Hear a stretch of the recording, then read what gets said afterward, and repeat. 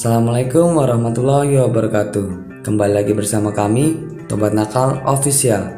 Di video kali ini, kami akan melanjutkan cerita misteri tentang Tumbal Pesugihan. Bagi yang belum nonton video part satunya, silakan klik link deskripsi di bawah. Tapi sebelum masuk ke alur ceritanya, silakan ambil posisi yang paling nyaman dan bunyikan tombol lonceng notifikasinya. Dan cerita pun dimulai.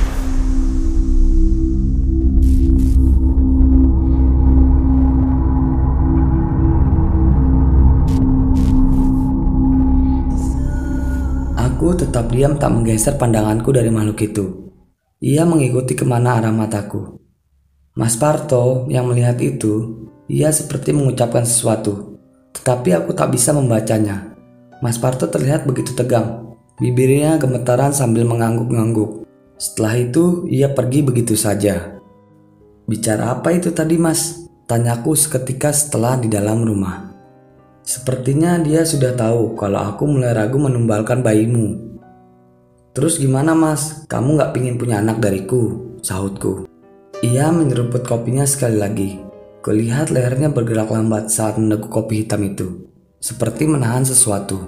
"Lihat saja besok." Aku pun sendiri bingung, katanya sembari menaruh cangkir ke meja di depannya. Ia melihatku sesaat, kemudian membelai rambut panjangku. Aku melirik rambutnya yang sudah memulai mutih di sisi telinganya. Usianya memang sudah tak muda, tetapi bagiku masih terlihat gagah dan wibawa. Namun sulit bagiku untuk jatuh cinta kepadanya. Keesokan harinya saat aku membantu Mbak Warni di dapur, kedengar suara Mas Parto berteriak-teriak. Di ruang tamu terdengar pula suara Mbak Fani mengoceh tak jelas dengan nada tinggi. Kemudian terdengar sesuatu yang pecah. Prang! Mbak Warni menatapku seakan bertanya. Ku jawab dengan menggelengkan kepalaku. Segera ku cuci tanganku dan langsung ke depan mencari tahu. Lalu Mbok Ija tergopoh-gopoh masuk ke dapur membawa pecahan kaca, kemudian membuangnya di sampah. "Ada apa, Mbok?" tanyaku padanya. "Kayaknya ada masalah di toko, Mbak Dia," jawabnya sembari bergegas membawa sapu dan pergi. Segera ku ikuti Mbok Ija ke ruang tamu. Kulihat meja besar dari kaca sudah terbelah berantakan. Di sampingnya kulihat tongkat glove tergeletak. Kutemukan Mas Parto sedang duduk di kursi sambil memegang kepalanya. Mbak Fani berdiri di depannya sembari menyilangkan dada. Saat melihatku, dengan segera ia menyambar rambutku dan menjambaknya. "Ya, ini akibat perbuatanmu. Kurang enak apa kamu di sini, hah?" Aku meringis kesakitan dan mencoba menarik tangan Mbak Fani agar melepas rambutku. Mas Parto hanya diam memandang kami tanpa membelaku. "Aku salah apa, Mbak?" tanyaku.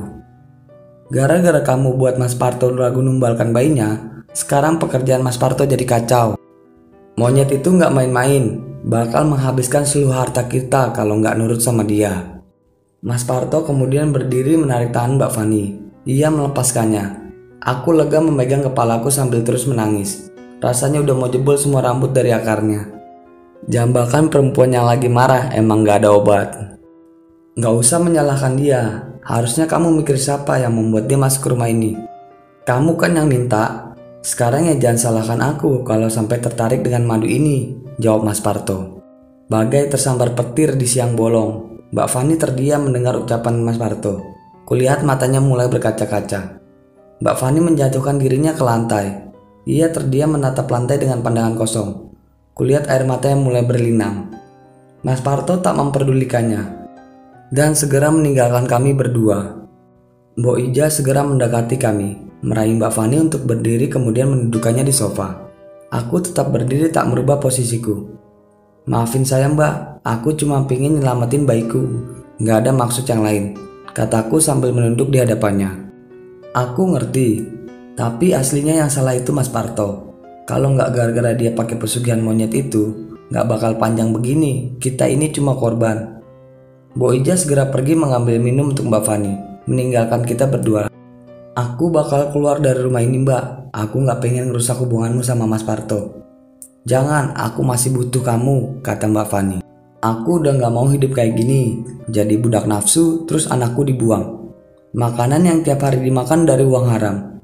Bakalan aku asuh anakku sendiri, tak cari kerjaan sendiri, meski dikit yang penting halal," jawabku sekenanya. Ia berdiri dengan segera menggamparku. Kurasakan darah mengalir dari ujung bibirku yang seksi ini. Terus kamu gak pikirin nasibku kah? Nasibnya Mas Parto. Kalau Bayu itu kamu bawa pergi, monyet itu bakalan marah, jawab Mbak Fani. Suruh nikah lagi aja Mbak, Mas Parto, jawabku sembari beranjak pergi dengan memegang ujung bibirku yang mulai terasa perih. Ku bereskan beberapa barang yang kubutuhkan saja, kemudian dan segera keluar dari kamar. Saat membuka pintu, ku dapati Mas Parto keheranan melihatku menjinjing tas besar. Mau kemana? Tanya Mas Parto. Aku pingin pulang Mas, udah gak betah aku di sini. Aku segera menyingkirkan tubuhnya yang telah menghadangku. Jangan aneh-aneh kamu ini, kata Mas Parto. Maaf banget Mas, minta pamit. Ku tarik dan kucium paksa tangannya dan segera berlalu. Ibu terkaget melihatku saat membuka pintu rumah. Tetapi ia paham sekali denganku. Aku tak akan bercerita bila tidak ingin. Ia segera mengambil tas besar yang kujunjing kemudian mempapaku masuk. Perutku terasa kram. Aku segera duduk dan melonjorkan kakiku. Assalamualaikum, salam ayah dari luar. Aku terperangah melihatnya memakai peci, baju koko dan sarung. Tak pernah kulihatnya seperti ini sejak aku SMP. Saat aku kecil, sebenarnya beliau adalah orang yang taat beribadah. Tapi setelah aku masuk SMP, entah terbujuk setan mana ia menjadi pemabuk dan penjudi. Dan hari ini baru kulihat lagi sosok ayah yang kurindukan. Perlahan ia mendekatiku dan melihat lekat-lekat wajahku. Lalu memegang sebelah kiri rahangku yang membiru akibat tamparan Mbak Fani tadi. Kenapa ini? Parto yang melakukannya. Aku pun menggeleng. Ibu dan ayah saling memandang dengan heran. Kemudian aku menghembuskan nafas lalu menceritakan secara detail semua yang terjadi di rumah itu. Mereka memandangku penuh ngeri seolah tak percaya. Malam ini aku tidur dengan perasaan gelisah. Entah apa yang terjadi. Tubuhku berasa panas dan begitu gerah. Apa mungkin aku sudah terbiasa tidur di rumah Mas Parto yang ber-AC? Sedangkan di rumahku hanya ada kipas kecil di atas meja. Ku coba duduk dan mengibas-ibaskan bagian dada dasterku dan menguncir tinggi rambutku. Namun masih gerah. Aku pun sedikit menggerutu dan memperbesar volume kecepatan kipas ke nomor 1. Tetap saja masih terasa panas. Mungkin karena terdengar suaraku yang menggerutu, jadi ibu masuk ke kamar. Ngapain sih nak? Gak bisa tidur? Tanya ibuku. Gerah banget bu, jawabku sembari terus mengibaskan dasterku. Orang kalau hamil besar ya emang gitu kan nak, kata ibuku. Tiba-tiba perutku terasa panas dan kaku. Aku berusaha menahannya, tapi tetap terasa. Aduh bu, panas ini perutku. Aduh, seketika ibu panik. Ia mengusap-ngusap perutku. Kemudian secepat kilat, ibu berlari ke dapur mengambil RS dan kain. Ia segera menjebak dasterku dan mengoleskannya ke perutku. Tiba-tiba, kulihat dari luar jendela monyet itu melihatku dengan tatapan dendam. Aku terperanjat kaget. Tangannya yang panjang ingin segera menarikku, tapi seperti ada yang menahannya. Bahkan jari-jari itu tak dapat menembus jendela yang terbuka. Bu, itu bu, monyetnya ada di situ bu. Aku menunjuk jendela sambil terus merasa kesakitan. Ibu menoleh ke jendela sambil celingukan. Ia mengedarkan pandangannya. Mana sih nak, ibu nggak lihat apa-apa di sini? Gigi taringnya yang panjang seolah siap menerkamku. Ia berusaha masuk dan memaksa tubuhnya, tetapi tetap tak bisa. Dengan segera, ibu mengesap perutku lebih pelan dan pasti, sambil membaca beberapa ayat Al-Quran. Kulihat, monyet itu semakin merasa kesulitan dan kesakitan. Tubuhnya melemah ketika ibu lebih mengeraskan bacaan ayat Al-Qurannya. Selang beberapa menit, rasa panas di perutku sudah mulai menghilang. Kulihat monyet itu pun sudah tidak ada. Segera ku peluk erat tubuh ibuku dan menangis di pundaknya.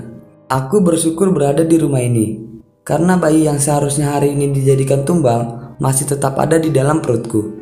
Namun satu yang mengganjal pikiranku, bagaimana nasib Mas Parto? Sebulan setelah kematian Dika, Parto baru datang menemuiku. Saat di depan rumah, kulihat ayah dan Parto terlibat adu mulut, saling mencaci dan menuding. Udah cukup kamu ganggu anakku. Bakal kurawat sendiri calon cucuku, gak usah kesini lagi, bentak ayah pada Parto berapi-api. Justru aku kesini mau pamit sama anak istriku, jawab Parto tak kalah emosi. Aku yang berada di dalam kamar sudah tak tahan lagi. Segera aku menemui Mas Parto di ruang tamu. Mas Parto menolehkan pandangannya padaku seketika. Ia langsung meraih tanganku dan menggenggamnya erat.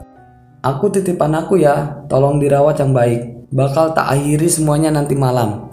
Ia pun berlalu dan pamit kepada kedua orang tuaku. Aku jadi merasa tertegun dan kasihan. Entah seakan-akan ia akan pergi jauh dan tak akan kembali. Tengah malam, Parto sudah melakukan ritual pemanggilan, seperti saat malam pesugihan waktu itu. Lama ia menanti tapi sang monyet Doro Putri belum juga datang. Di dalam kamar pribadinya, Parto terus merapalkan mantranya lebih keras lagi. Hingga sekitar 1 jam ia menunggu sang monyet baru datang dengan wujud ayu dengan segala keanggunannya. "Kenapa kamu memanggil aku lagi? Bukannya masih sebulan yang lalu aku udah dapatkan Dika?" Sambil mengatupkan kedua telapak tangannya di atas kepala, Parto berkata, "Doro Putri, aku sudah siap mengakhiri semuanya. Cukup sampai di sini." Sang monyet pun tertawa, "Sudah yakin sampai di sini saja?" Parto mengangguk yakin, ia sudah siap atas segala konsekuensinya. Perjanjian yang pernah diawali harus pula diakhiri. Kesepakatan dari awal adalah Parto akan hidup mewah dengan segala kekayaan dan hidup kekal. Asal dalam 5 tahunan ada tumbal bayi dari benih Parto. Kini Parto sudah lelah hidup seperti itu, keinginannya sudah diambang batas. Ia tak peduli lagi akan segala kemewahan dan pangkat tinggi. Ia tak ingin lagi menyakiti wanita untuk diambil paksa janinnya. Kematian dirinya adalah tutup dari perjanjian itu. Dia harus rela menyerahkan rohnya untuk menjadi pengikut setia dan abadi dari sang monyet. "Mendekatlah," ucap sang Doro Putri. Segera Parto berjalan dengan menggunakan lututnya mendekat ke hadapan Doro Putri.